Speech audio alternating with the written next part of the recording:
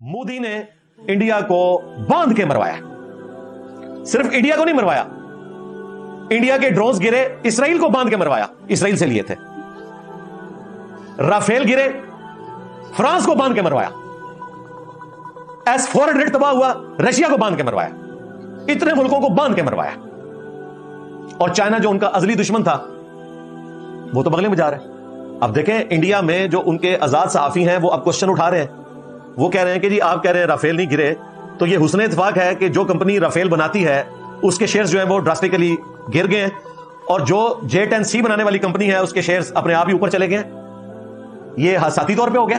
अब दुनिया को फिगर्स नजर आ रहे हैं ना। आप जो मर्जी कर लें, झूठ के ऊपर आप पर्दा नहीं डाल सकते। झूठ एक्सपोज होकर रहता है, सच्चाई में एक ताकत है, और सच्चाई सर चढ़ के बोली है।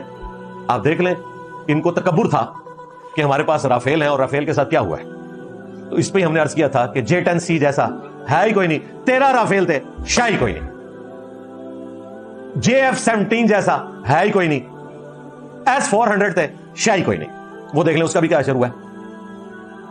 और पाकिस्तान जो इंटरनेशनली ऑलमोस्ट अलोन था, इस वक्त चाइना पाकिस्तान की सपोर्ट में खड़ा है, तुर्की खड़ा है, अजरबैजान खड़ा है, बांग्लादेश के अवाम खड़े हुए अल्हम्दुलिल्लाह, और सबसे बढ़कर ट्रंप खड़ा हुआ है। वो अमेरिका के जब तक हमने उनकी चाकरी की, हमने उनकी प्रॉक्सीज लड़ी, एंड पे हमें हमेशा हजीमत ही उठानी पड़ी। आज इंडिया उनकी गोद में जाके बैठा है, तो इंडिया को तो शुरू ही में ट्रंप ने बता दिया कि अमेरिका अपने दोस्तों के साथ क्या करता है। लोजामो वो चुप ही नहीं कर रहा। वो जहां जाता है वो कहता है जी मैंने जंग रुकवाई है।